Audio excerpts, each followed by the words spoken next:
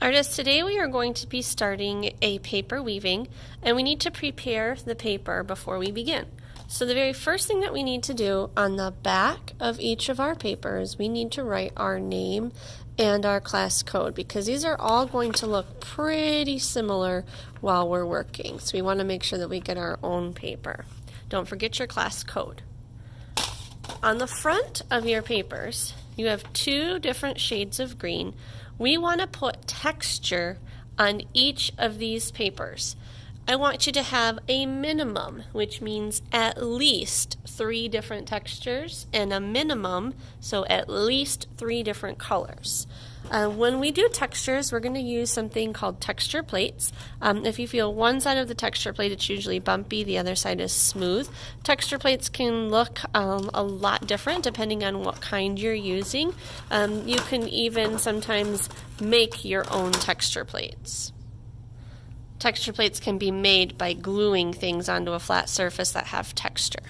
So to add the texture to our papers, we are going to use crayons that don't have any paper on them. This makes it much easier to use because instead of holding a crayon straight up and down for this project, we actually have to hold the crayon flat and push. So I'm going to start with my light color.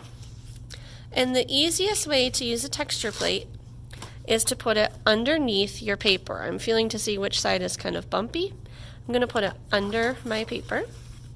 I'm going to pick a crayon that is probably going to turn out pretty good on this green paper. I wouldn't want to pick a color that was almost the same.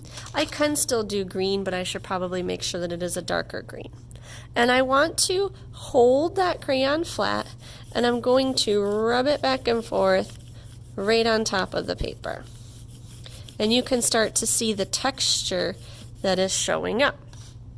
Now I could do this same texture over the whole paper, and I could layer the textures, or I could use different sections of my paper to show different textures.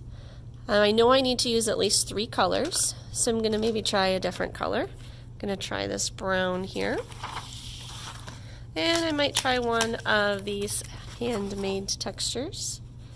Let's see what happens here. And I can move the paper a little bit, so that way the texture can be put in different areas on the paper. Kind of like the way that that texture looks. So right now I'm at 2 textures and 2 colors, and I need to have at least 3 textures and 3 colors. I'm curious to see if this white will turn out on the green, so I might try the white next. Here's a 3rd texture. And I can't see it very well, so that might not be my best choice. So I'm going to go back in and pick a different color for that. This shows up a lot better. And I'm going to continue doing this so that my whole paper is covered in textures. Now, even though I already have 3 textures and 3 colors, I'm not done yet because this side of my paper hasn't been finished. And I can repeat textures, or I can add new ones. A minimum means at least. So as long as I have at least 3 colors and 3 textures, I'll be all set.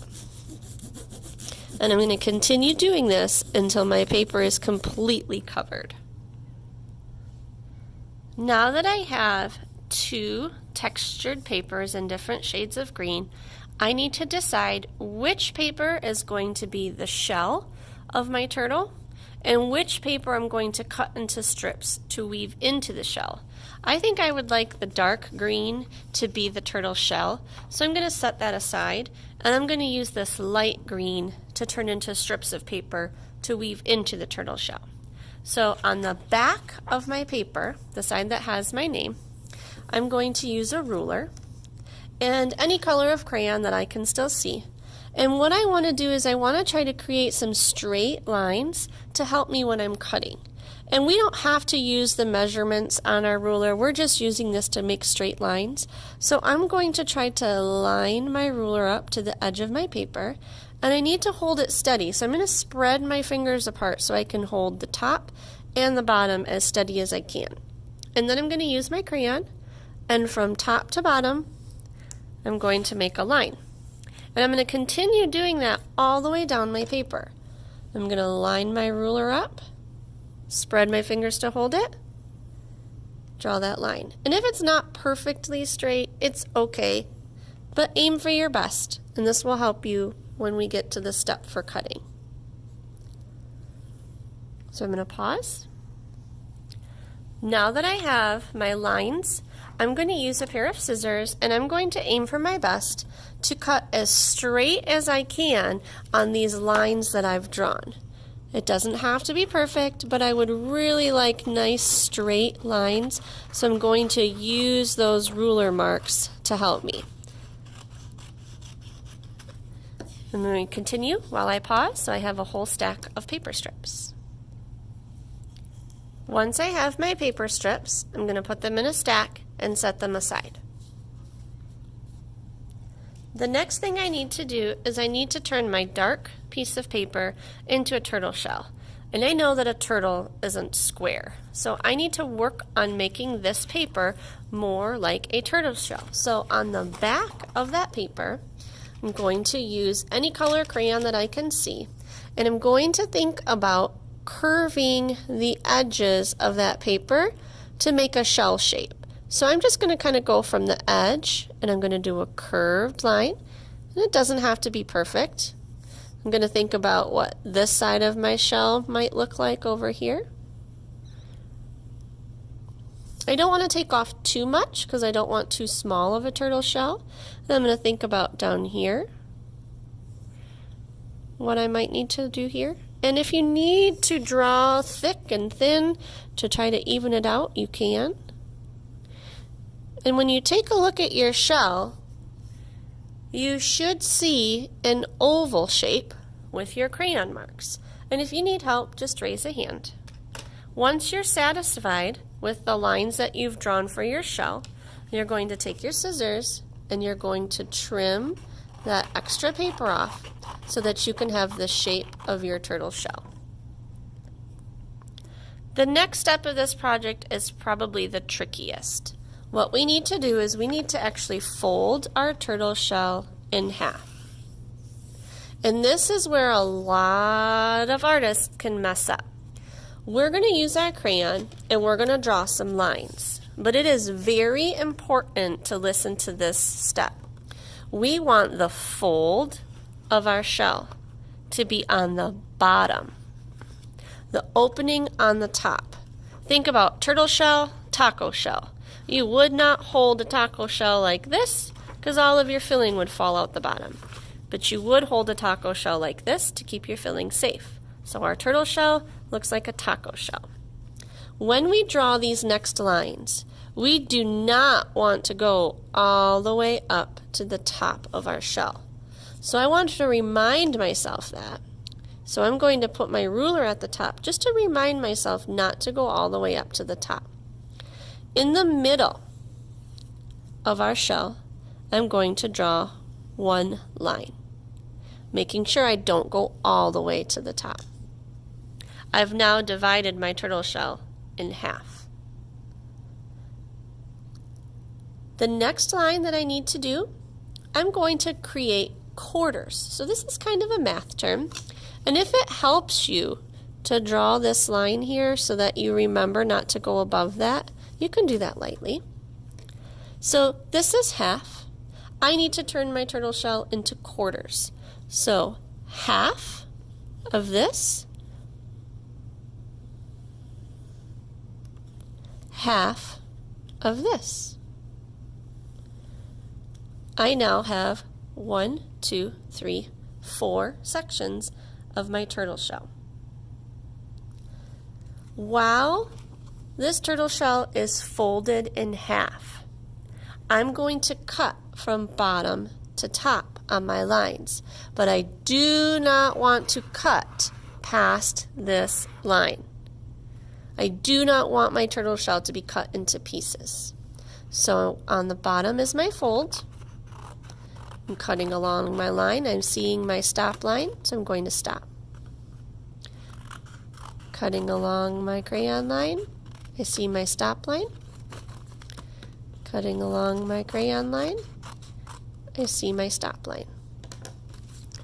If you've done this right, when you open it up, your turtle shell will still be whole, but it will have 3 slits inside of it to create 4 sections of our shell. Now that we have our turtle shell prepared and we have our strips prepared, we can begin weaving. And when we weave, it is a very simple pattern. Over, under, over, under, over, under. The tricky part is that it repeats with opposites. So I'll explain. So we're going to take one strip of our paper. We're going to go over the first strip of our shell, under the second, over the third, under the fourth. And we're going to push that strip all the way up to the top. And I know that there's extra hanging out here. We'll take care of that later when we're done weaving. I can take my second strip of paper, but this time I'm going to do opposite. So here I started over. So here I'm going to start under, under, over, under, over. And I'm going to push that strip up to the top. So I did over, under, over, under, under, over, under, over. What do you think the third strip is going to be? Do you think I'm going to start over or under? Remember, it needs to be opposite of the one above it. Over. So this time, I'm going over, under, pushing it up to the top. And I'm going to continue my pattern of alternating over, under, and under, over until I can't fit any more strips in the bottom of my shell. If you've done your weaving correctly, you're probably going to have extra strips that you can't fit in, and you should be able to see your alternating pattern. The last step of this part of the weaving is we need to make sure that these strips are attached. So all we need to do is use a little bit of glue. We can use a glue stick, and we can put a little bit of glue on each of our strips so that they are attached to our shell. And I'm going to do that on both sides. Before we add the head and the legs of our turtle, we just need to trim off those extra pieces of our weaving. If you've glued them down, they should be secure, and we're just going to go right around the edges of the shell to remove those extra pieces. And when you are finished, you should have a paper weaving of a turtle shell.